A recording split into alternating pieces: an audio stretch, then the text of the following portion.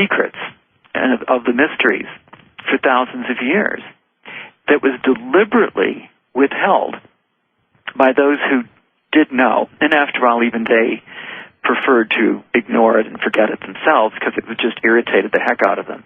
And that was that there really was a realm of creation that operated with the quality of oneness that permeated everything, yet at the same time had individuations and differences, but they were not violent, conflictual differences because of this quality of this oneness that permeated it. But here in this, what we'll call it the fallen sector, so to speak, there was only that of these differences, and they would be deliberately facilitated into conflict with one another. Right. And the question really then came of to what end, or I should say to what ends, was all of this about? Because that really becomes the question of why, how did it happen, and because it's very confusing to people. And then, of course, the question is, how do we get reconnected?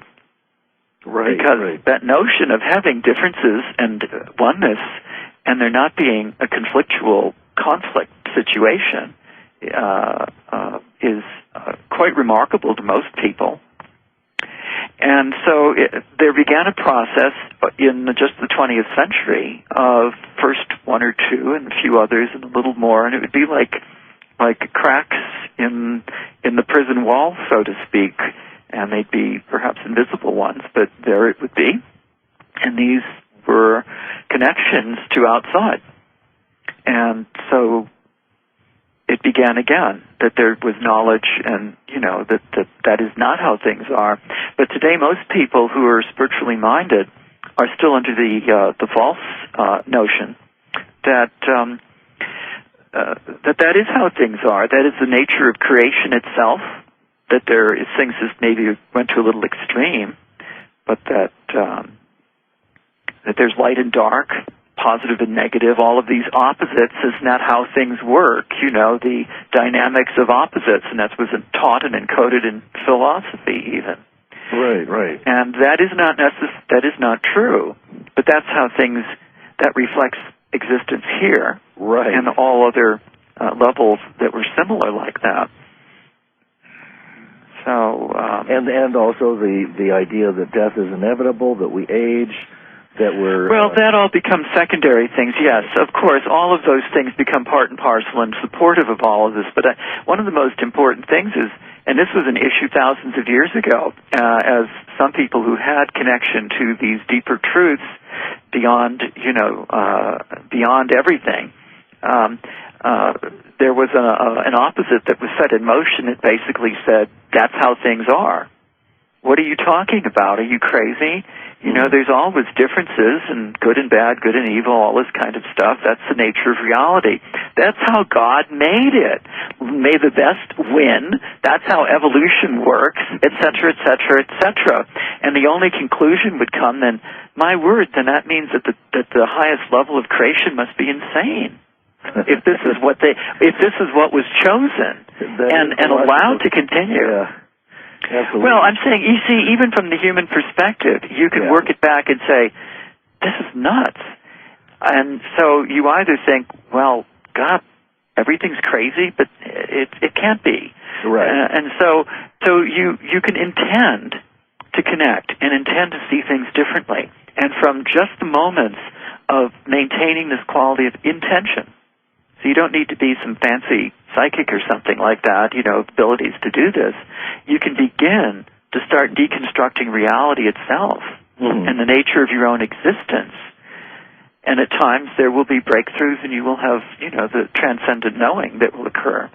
And at some point it becomes embedded in your normal awareness so that it can't be anything other than that. Well, now, how's that for a short answer? Well, I'm speechless. But let's tie this into something that seems to be of great concern to most people today, and that is the concept of, let's say a shifting of energies. There are various forms of this, and we know that some of these are meme engineering, and some of these are, they're all infected with some kind of dark matrix, but some of them have more elements of truth than others.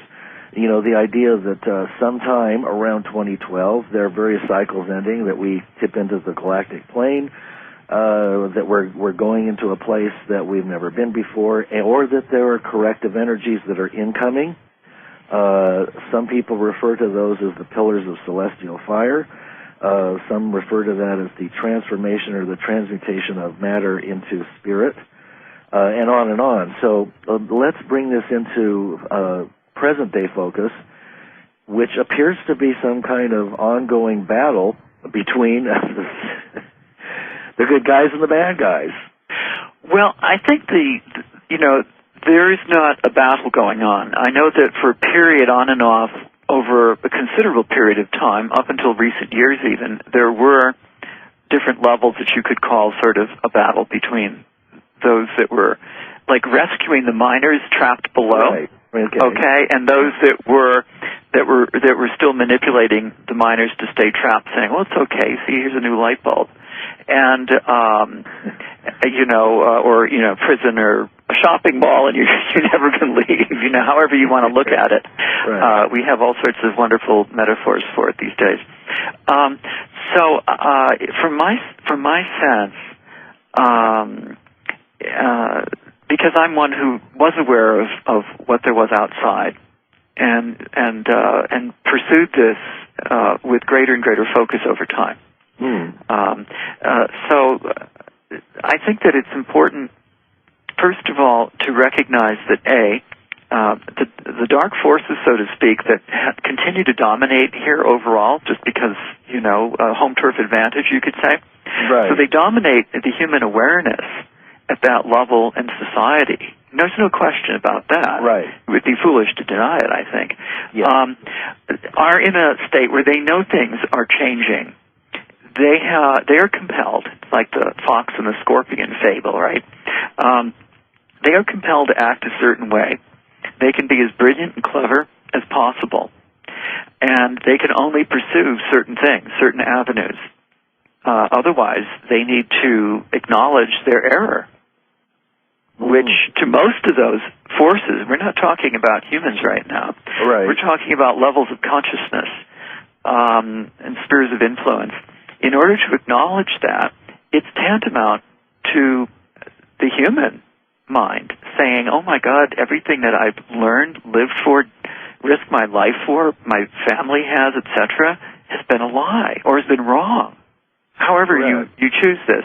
Right. And it is a simple enough gesture to say, "Okay, I give up, it's not working."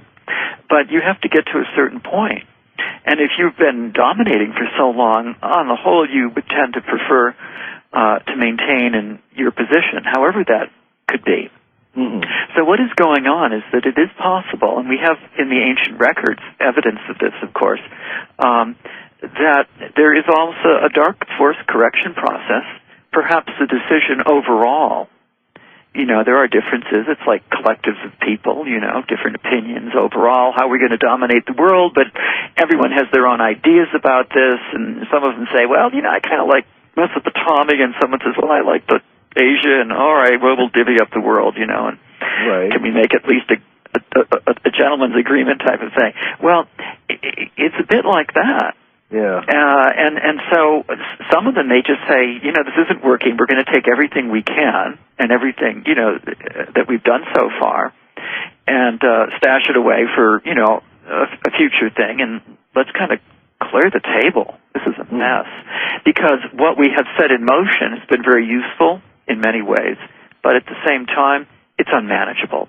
And so you have some of these dark forces that advocate global destruction. And at the same time, you may have these same dark forces, same elements of them, advocating peace, enlightenment, prosperity, all the nice-sounding stuff. Mm-hmm. And they'll send in their messiahs and their saviors and preach this to people. Why? Because it's an efficient self-management system. There's less energy needed to maintain, what they consider rightly, their creations. to maintain them. So you've got to, how would you like to do this, the consumer society or the wartime fascism? It's the same people running it, you see? Right. So as below, so above. I mean, believe me, everywhere you look now, this consistency of the as above, so below, and vice versa is so apparent. Once you start to understand the deeper patterns, it's like Neo in the Matrix movie. He knows the difference. So, that's very important because many people can get tricked into this, either thinking, oh, one more movement, one more peace thing, one more treaty. Stop. No, it's all. It's well-intentioned from an ordinary level. I would never dispute the intentions being good, but it is not possible from that level of knowing and existence to affect the kind of changes. And so this brings up then a spiritual solution, but at the same time we have various dark energies creating what I've come to call false ascension, false spiritual enlightenment. And its purpose is to keep the energy trapped, to keep those people who represent, maybe a more sophisticated knowing and a more persistent seeking, etc., keep them trapped, create another layer to the box, another layer to the shopping mall, let them think they've left. Right. But they haven't. And this begs the question of what was it all about? And the origins of the dark or the origins of evil, which becomes one of the most important litmus tests of any spiritual teaching or doctrines or what have you, in addition to that of what the first one, which is the biggest mystery of them all, that there really is another way of existence outside of this space of conflictual polarizations. Anyway, but at this point, there has been an enormous effort made at many, many, many levels over a long time to truly understand what the frick happened here. It would be like headquarters sending in their best, and then they go, you haven't heard from them in a while. They send in another team. What happened to the first team? Well, they went native. Another group joined them, And I go, oh, no, now what? They said, well, we didn't hear from the next team. What happened? They go, well, we went native too. And so on it goes. Eventually, somebody gets the picture and realizes that there's a serious situation, and there's really only going to be two ways to deal with this. One, the extreme measures, which basically is like hitting the delete button. Right. The other, we're talking at a cosmic creation level where, the notion is perhaps the first, second 3D levels are unsalvageable. Yes.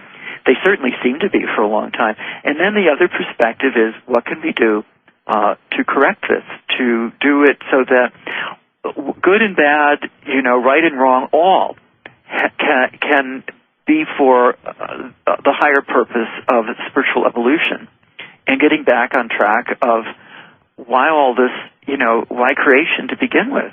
Okay.